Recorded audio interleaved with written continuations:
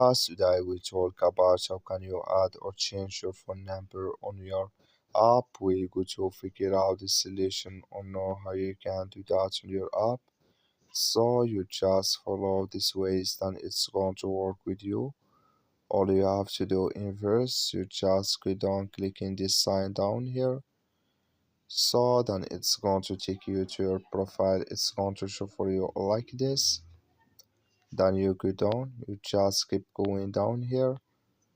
So then you click here on mobile number, you just click on it here. So then it's going to take you to this list. In here can you add your phone number or change it.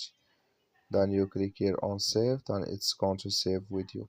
So that's all you have to do. That's all. Thank you for your watching. Don't forget to support us by liking, subscribe. So that's all. Thank you for your watching.